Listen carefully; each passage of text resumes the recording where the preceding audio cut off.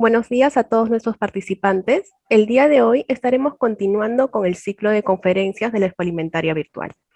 Y para iniciar, estaremos presentando nuestra primera ponencia del día, titulada Alérgenos en la industria alimentaria, a cargo de Xiomara López, quien cuenta con más de 5 años de experiencia en análisis para alimentos y material de empaque.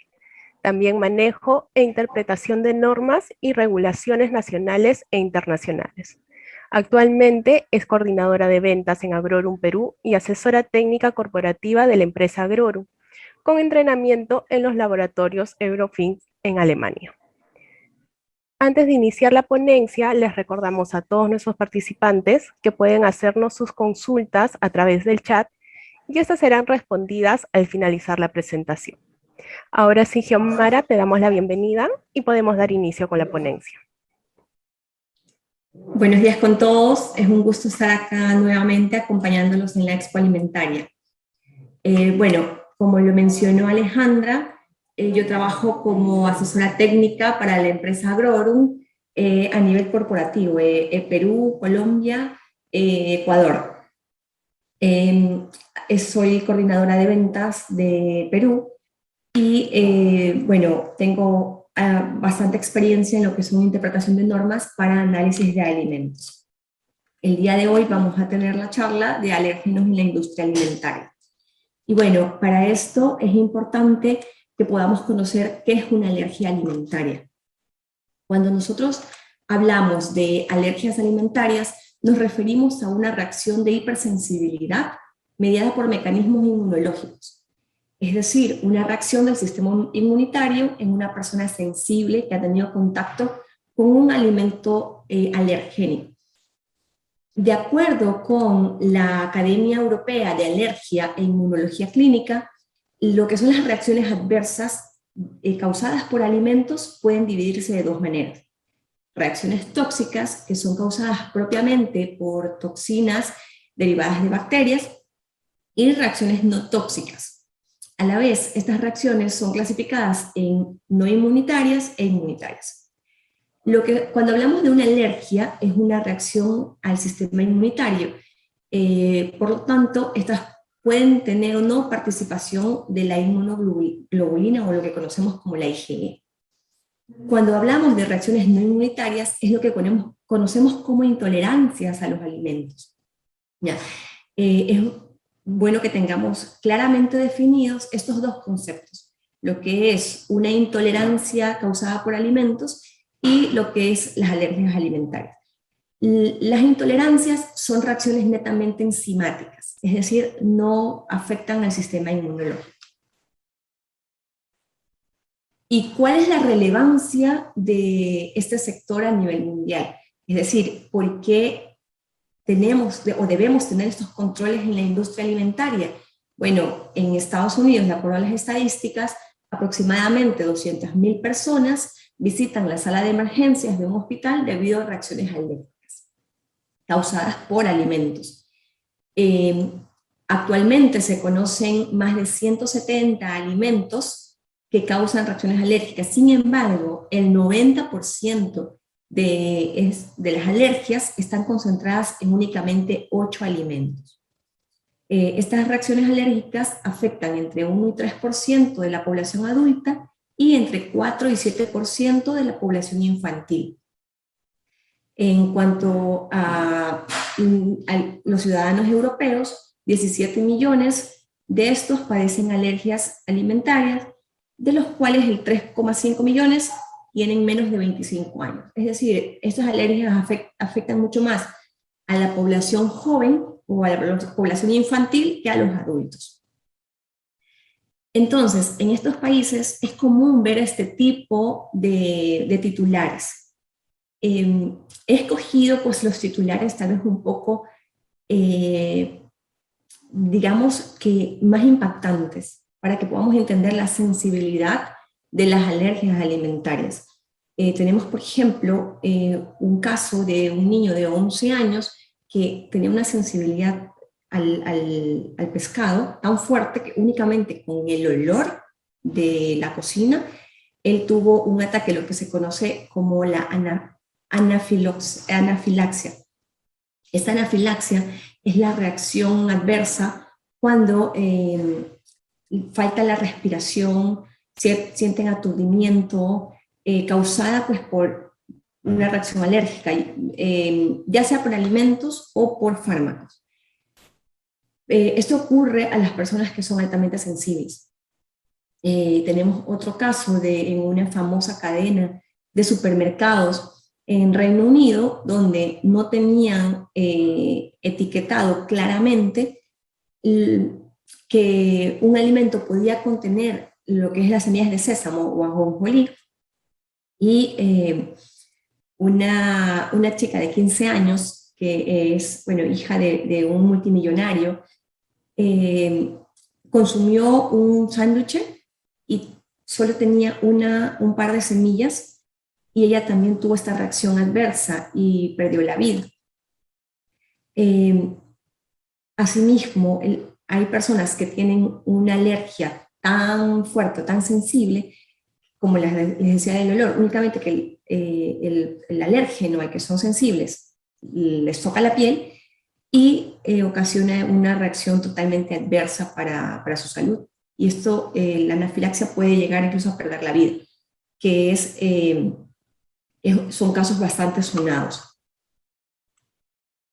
Y bueno, ¿cuál es la cantidad máxima o qué es lo mínimo que puede consumir una persona antes de tener una reacción alérgica? Pues no existe cantidad mínima, porque cada persona es muy diferente. Existen personas tan sensibles, como les mencioné anteriormente, que pueden tener reacciones adversas únicamente con una cucharadita de leche en polvo, con un fragmento de maní, con 1 o 2 semillas de sésamo. Cuando existe también en los restaurantes, con una mala manipulación o no hay una limpieza adecuada en la preparación de alimentos, y sobre todo cuando hay mariscos, y se utiliza pues los mismos utensilios para cocinar tal vez un pescado, y no sé, se preparó previamente una salsa de camarones. Si existe una residualidad de los camarones o los langostinos en estos utensilios que llegan al pescado, esto puede causar una reacción alérgica, así sea a nivel de trazas. Esto es bastante importante que lo tengamos claro, porque a partir de esto es una pregunta bastante común que nos realizan las personas, que es respecto a la legislación, de las cantidades máximas que pueden haber, o los límites máximos permitidos de alérgenos en los alimentos. Es por esta sensibilidad tan atípica de ciertas personas que no existe una legislación que defina cantidades máximas permitidas de ciertos alérgenos en alimentos. Bueno, ¿cuáles son las sustancias que causan alergias o intolerancias? La Comunidad Europea define 14 sustancias, lo que son los cereales que contengan gluten, donde se incluye el trigo, la avena, el centeno, la cebada y también las variedades híbridas de estos cereales. Lo que son crustáceos y productos a base de crustáceos, y es bastante interesante porque Europa separa la definición de crustáceos y de moluscos, es decir, no hace esta diferenciación, no generaliza la alergia a los mariscos, sino que define claramente crustáceos y moluscos, lo que son productos a base de huevo y el huevo propiamente, pescados y productos a base de pescados, lo que es el maní, los productos a base de soya, la leche y sus derivados, y bueno, incluido lo que son la lactosa, los frutos de cáscara, donde tenemos las nueces, las almendras, el apio y sus derivados, la mostaza y productos derivados de mostaza, los granos de sésamo, que es lo mismo que el ajonjolí. También incluye dentro de la clasificación de alérgenos el dióxido de azufre y los sulfitos. Las altramueces, que son el lupino o los chochos, y los moluscos. Estos son los que define la Comunidad Europea. Sin embargo, FDA define únicamente 8 de todos estos. La leche, los huevos, el maní, el pescado, los crustáceos, pero como les mencioné anteriormente, no hace una clasificación general de crustáceos y mariscos en general. No segrega de la misma manera que la Comunidad Europea. Los frutos de cáscara, y en cuanto a los cereales que contienen gluten, FDA regula únicamente el trigo. Es decir, los otros cereales que pueden contener gluten en menor proporción no son regulados como tal. Y la soya. Bueno, ¿qué pasa fuera de Estados Unidos y de la Comunidad Europea? ¿Por qué existe también esta diferenciación? Europa tiene 14, Estados Unidos tiene 8. Esto se debe básicamente a que las reacciones alérgicas son de naturaleza genética. Tiene que ver mucho lo que es la adaptación de cada población. Es por ello que cada país define alérgenos diferentes. Como pueden ver, y a mí me llamó bastante la atención, que Corea y Taiwán tienen definido dentro de alérgenos frutas como el mango, que para nosotros es tan común consumirlos. Hay que tener bastante claro esto, cuáles son los alérgenos que se regulan en los diferentes países, porque si nosotros queremos exportar un chocolate a Taiwán que tiene tal vez trozos de mango, pues tenemos que etiquetar claramente esto como un alérgeno.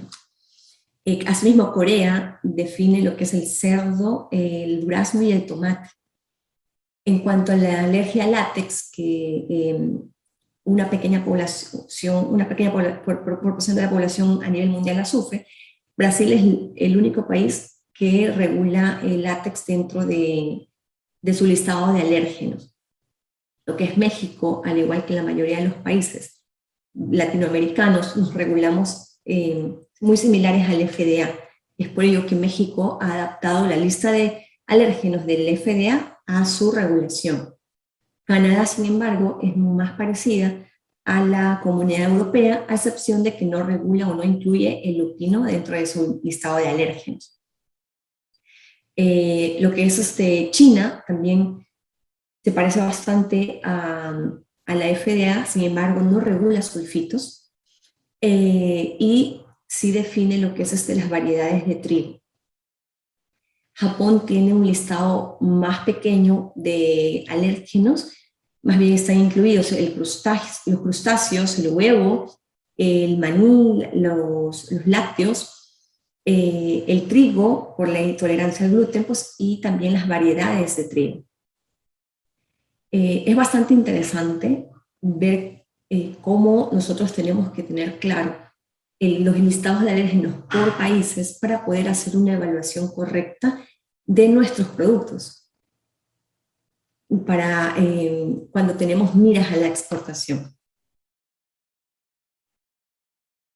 Y bueno, en cuanto a la legislación, estas legislaciones responden netamente al etiquetado. No vamos a encontrar una legislación donde defina alérgenos como tal, sino que están incluidas dentro de la normativa de etiquetado de alimentos.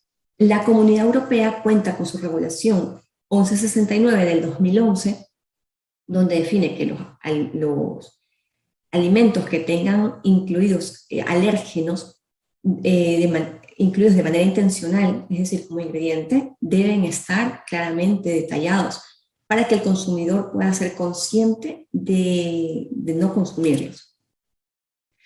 En cuanto a la FDA, pues la FDA cuenta con el FALPA, que es la Ley sobre Etiquetado y Protección del Consumidor. Esta ley establece que los etiquetados que los alérgenos deben ir etiquetados, ya sea con el nombre de la fuente de alérgenos, en los cuales pueden decir, por ejemplo, la lecitina, entre paréntesis, puede poner soya, o puede etiquetarlo como contiene soya. ¿Ya? Esas son las diferencias de las legislaciones. Existe también otra parte de las legislaciones donde se define que si se procesan alimentos dentro de una fábrica que también procesa cualquier tipo de alérgenos, debe llevar la leyenda de este producto puede contener alérgenos, o se puede contener soya, por ejemplo, puede contener gluten, o se procesa en una fábrica donde, en la misma fábrica donde se procesan productos lácteos, podría contener leche. Estas leyendas son bastante importantes. Conocerlas es por ello que siempre es una buena alternativa recurrir a expertos que conozcan la legislación, expertos de los mismos países a los cuales nosotros queremos realizar el envío de nuestros productos. En cuanto a los límites máximos permitidos, como les comenté, para alérgenos no existe un límite máximo permitido porque no hay una cantidad mínima que la persona pueda consumir y no pueda tener una reacción adversa. Sin embargo, para los productos que pueden causar ciertas intolerancias sí existen. Contamos con el gluten, que define las legislaciones, puede etiquetarse un producto como bajo en gluten si es que tienen menos de 100 miligramos sobre kilogramos o 100 partes por millón. Asimismo, se puede etiquetar como gluten free productos que tengan menos de 20 partes por millón. Y esto es bastante relativo porque existen empresas que prefieren etiquetar como contiene gluten a productos que pueden tener tal vez 18 partes por millón de gluten o 15 partes por millón. Es decir, a pesar de que está cumpliendo con la legislación y podría etiquetarlo como libre de gluten, sigue existiendo la presencia de gluten. Para personas que son altamente sensibles o que tienen la enfermedad celíaca, prefieren que se etiquete como contenido de gluten. La lactosa también me permite la legislación europea definir productos que son bajos en lactosa cuando son menores a 1% de lactosa. Y los productos que son libres de lactosa pueden ser aquellos que tengan un contenido menor a 0.01% de lactosa. Para los sulfitos nosotros tenemos un límite máximo permitido de 10 miligramos sobre kilogramos, de acuerdo a la Comunidad Europea, o 10 miligramos sobre litro. Recuerden que FDA no regula sulfitos, entonces este límite no aplica para FDA. Si bien es cierto, cuando tenemos un alérgeno no podemos definir un límite máximo permitido, pero sí podemos nosotros recurrir a validaciones que tengan límites de alta sensibilidad, es decir, trabajar con un laboratorio que tenga los mejores límites de detección para asegurar que nuestro producto no tenga la presencia de estos alérgenos es fundamental. De la misma manera, alguien que nos guíe con la mejor metodología, con la metodología que mejor se adapte para lo que nosotros estemos buscando. En cuanto a los controles de la industria, es importante tener el programa de control de alérgenos. ¿Por qué? Porque nosotros debemos declarar la presencia de uno o más alérgenos cuando nuestro producto contenga esto como ingrediente. Y tenemos que descartar también la presencia de alérgenos no intencionales. Entonces, ¿qué controles podemos nosotros definir? Pues básicamente el etiquetado. Si tenemos un producto que contiene alérgenos, etiquetarlo es básico, es fundamental. Pero ¿qué pasa con cuando tenemos un producto que no contiene alérgenos intencionalmente? Ya, es importante primero la capacitación. Que todos los empleados, todo el personal que trabaja en una industria de alimentos esté consciente y sepa la importancia de cada una de sus labores para la validación o el control de alérgenos en cada una de las etapas. Creo que es un pilar, es el pilar de todo lo que es la implementación de nuestro control de alérgenos. Que las personas tengan el pleno conocimiento de por qué estamos descartando la presencia de estos alérgenos en nuestra industria. El control debe ser a nivel de todo tipo de materias primas, tanto ingredientes como el material de empaque. Los materiales de empaques pueden contener agentes difusores que pueden liberar estos compuestos alérgenos. Es por ello que no los podemos dejar fuera del control de nuestras materias primas. En cuanto a la formulación y el diseño de productos, es importante que podamos tener una formulación de producto que nos permita hacer un control eficiente. Tal vez que no enmascare el alérgeno que estamos investigando.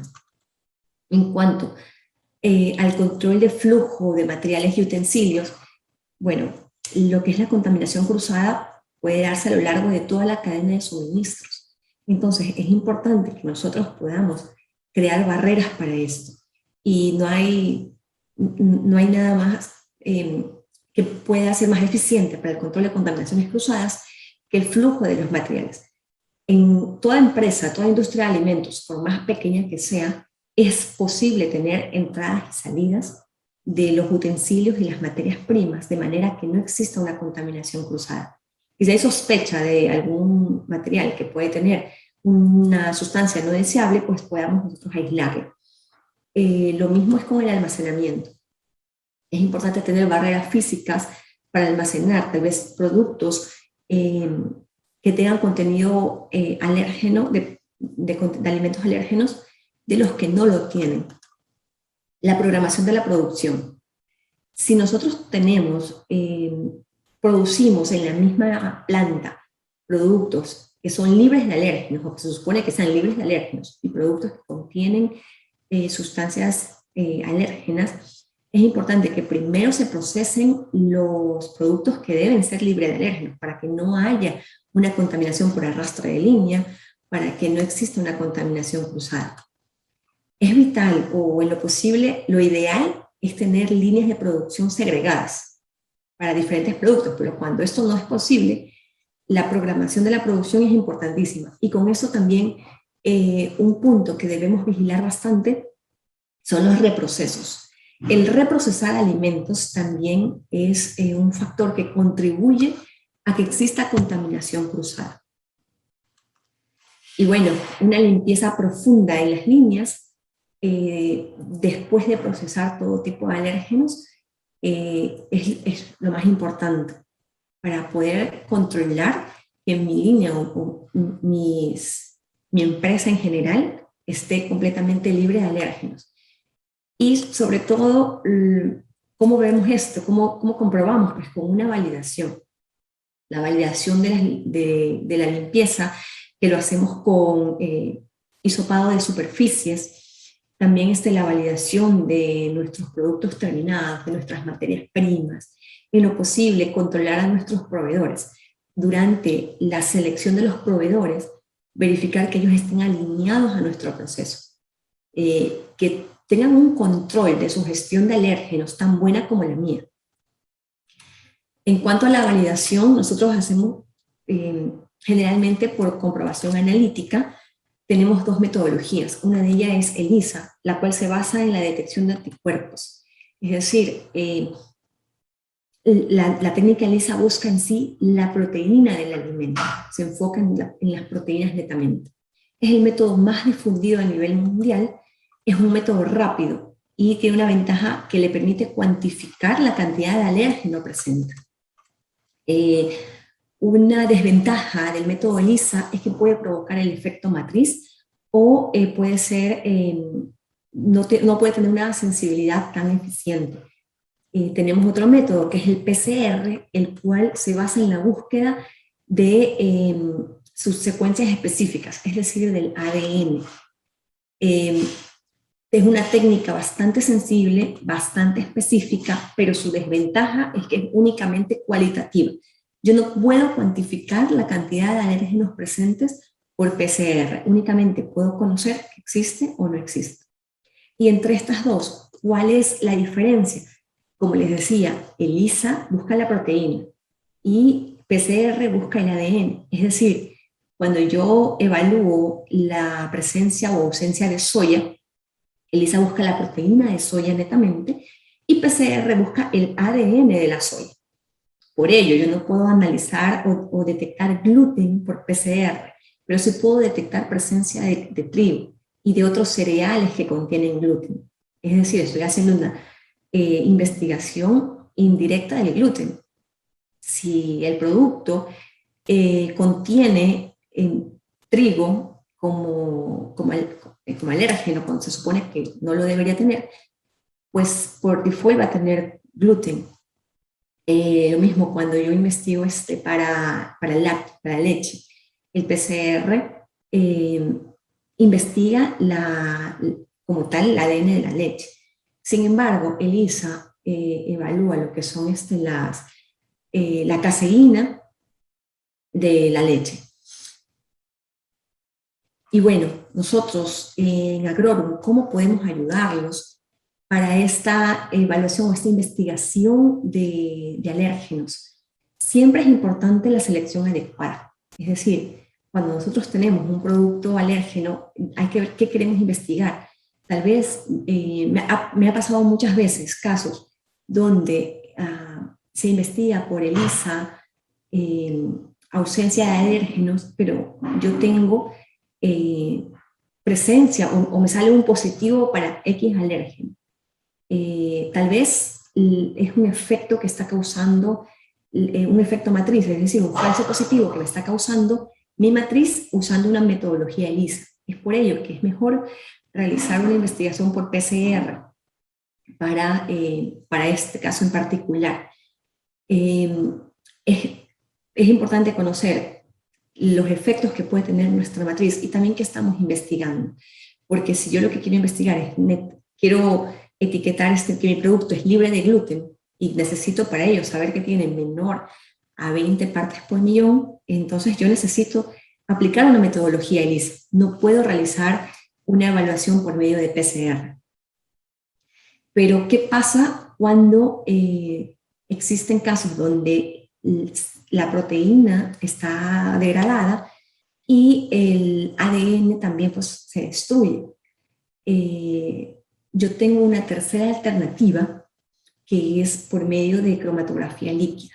Esto es una técnica desarrollada por Eurofins que se llama un multiscreen, en el cual yo puedo detectar 7 alérgenos a la vez por medio de esta nueva técnica.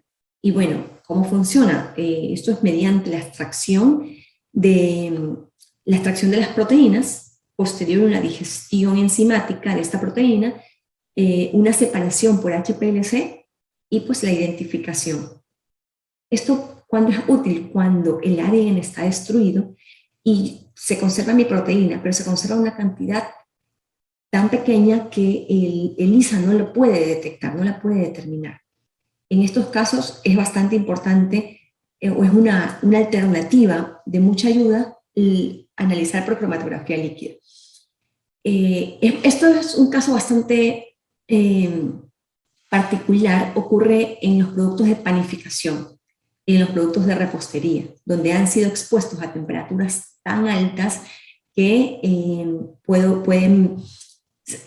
la técnica ELISA puede verse afectada, no me da o no me daría resultados tan confiables, tan eficientes. Entonces nosotros estamos en capacidad de realizar evaluación de alérgenos mediante PCR, mediante ELISA y mediante cromatografía líquida con espectrofotometría de masas. Adicional, contamos con la capacidad técnica para realizar inspecciones en superficies mediante hisopados. Tenemos técnicos altamente capacitados con alta experiencia en lo que es hisopado de superficies y toma de muestras. También en nuestro laboratorio de procesamiento de muestras, nosotros cuando, previamente conocemos que los análisis a investigar son alérgenos, tenemos un manejo de la muestra bastante sensible. Utilizamos guantes, tenemos un área destinada para el almacenamiento de estos productos. Al momento de hacer una preparación, si es que fuera necesario, se toman las medidas correspondientes, es decir, son las primeras muestras preparadas del día. Asimismo, cuando realizamos la logística o el envío de las muestras, aseguramos que no pueda existir una contaminación con otro tipo de alimentos o con otro tipo de materiales que pueda contaminar estos productos. Es importante, como les decía, tener un laboratorio que sea apoyo para ustedes, una empresa que no solamente les pueda brindar un análisis y entregarles pues un resultado, sino ser su apoyo, ser su acompañamiento en la selección adecuada de la metodología y en realizar correctamente la manipulación de las muestras para ustedes poder tomar las decisiones posteriores con total confianza y con total seguridad. Eso es todo. Muchas gracias por la atención. Me imagino que tenemos preguntas, Alejandra. Muchas gracias, Xiomara. De momento no tenemos preguntas, vamos a esperar unos segundos a ver si es que tenemos alguna. Pueden hacerlo a través del chat. Y yo tenía una consulta. ¿También recomiendas el uso de tiras reactivas, aparte del ELISA? Mira, te cuento que existe efectivamente esta difusión de lo que son métodos rápidos, lo cual son bastante eficientes para hacer el control interno de tus procesos. Sin embargo, para validación tú necesitas hacer un método acreditado. ¿Ya? Los kits rápidos son bastante útiles y suelen ser algunos bastante confiables. Sin embargo, si tienes una certificación, por ejemplo, el BRC, perdóname, te exigen que la verificación o la validación de alérgenos sea con un método acreditado. Es por ello que no siempre se recomiendan los kits rápidos para lo que son tu control de, Claro, de control de alérgenos. entiendo. Bueno, de momento no tenemos preguntas, Xiomara. Quería agradecerte por tu ponencia con un tema tan importante para todos los fabricantes y de la industria alimentaria. Muchas gracias, Alejandra. Muchas gracias a ti, Xiomara, y a nuestros asistentes les comentamos que en breves minutos estaremos iniciando la segunda ponencia del día, que es Factoring Liquidez Rápida para expandir tu negocio. Nuevamente, Xiomara, gracias por tu participación. Gracias, hasta luego.